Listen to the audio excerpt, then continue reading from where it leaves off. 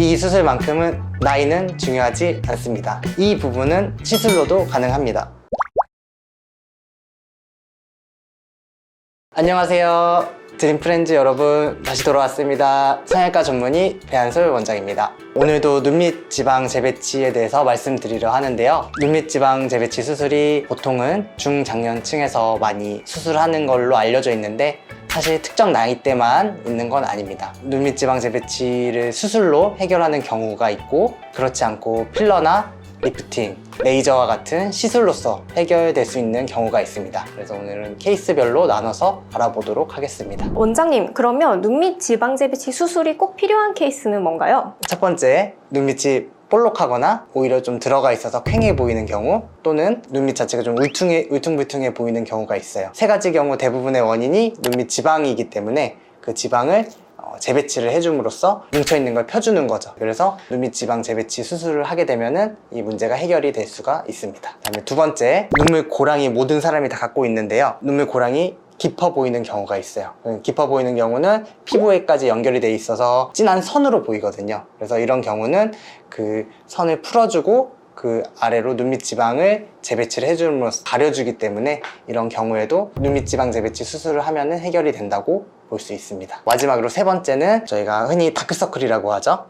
눈 밑에 이제 혈관이 비쳐 보이는 경우가 많은데, 이런 경우는 보통 위에 말한 첫 번째랑 두 번째 케이스와 같이 있는 경우가 많아서 재배치를 하면서 수술을 해주면 같이 해결되는 경우가 많다고 보시면 됩니다. 수술을 하지 않고 시술로 개선이 가능한 케이스가 있을까요? 수술이 아니고 시술로만 개선 가능한 케이스는 아까와 반대의 상황이 되겠죠. 그래서 눈밑이 볼록한 게 없고 퀭한 게 없고 울퉁불퉁한 게 없고 좀 팽팽한 눈밑을 갖고 있는 경우에 굳이 수술로서 해결하기보다는 시술로서 해결해도 많은 효과를 볼 수가 있겠습니다. 두 번째는 깊은 눈물고랑이 있지 않고 고랑만 살짝 존재하는 경우에도 시술로서 해결을 할 수가 있고요. 그 다음에 위에 그런 눈밑이 볼록하거나 그런 경우도 없고 고랑도 심하지 않고 오직 다크서클만 존재하는 경우, 그런 경우에도 시술로서 해결하는 게 좋은 방법이라고 볼 수 있겠습니다. 그러면 나이가 젊은데 눈밑이 볼록 이렇게 튀어나와 있는 경우는 왜 그런 건가요? 20대 분들 중에서도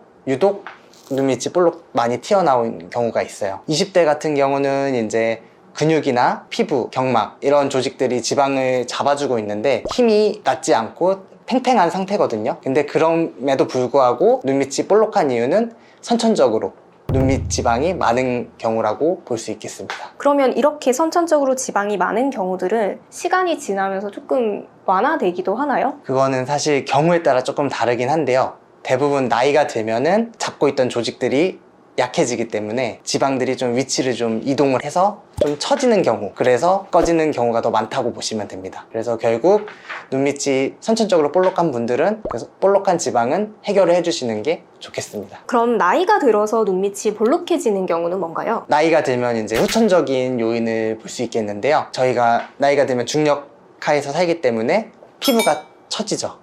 저희가 뭐 팔자주름, 마리오네트 주름 얘기하듯이 눈밑도 똑같이 처지게 됩니다. 아까 눈밑을 지방을 잡고 있는 피부, 근육, 경막들이 다 힘을 쳐줘서 내려오게 돼요. 그러면은 지탱해주지 못하니까 지방이 앞으로 나와서 볼록해지게 되겠죠. 이 볼록한 지방을 눈밑 지방 재배치 수술로 고정을 해줘서 해결을 해준다고 보면 되겠습니다. 결국에 이 눈밑도 노화의 상징 중에 하나겠네요. 맞습니다. 그래서 안티에이징 수술 중에 대표적인 수술이라고 보시면 되겠습니다. 그래서 이 수술이 좀 중장년층이 많이 하신다고 생각들 하시는 것 같아요. 그렇게 생각을 하시는데 꼭 그렇지는 않고요. 아까 말했듯이 눈밑 지방은 선천적인 요인도 있고 후천적인 요인도 있기 때문에 각각의 진단에 맞춰서 20대 초반부터 수술을 하는 경우도 많다고 알고 계시면 되겠습니다. 즉 나이는 그렇게 중요하지 않습니다. 그래서 한 가지 더 수술적인 포인트를 말씀드리면은, 이제 저는 눈밑 지방 재배치를 할 때 재배치를 하면서 경막 강화까지 같이 해주기 때문에 이중 경막 강화를 해준다고 보시면 되거든요.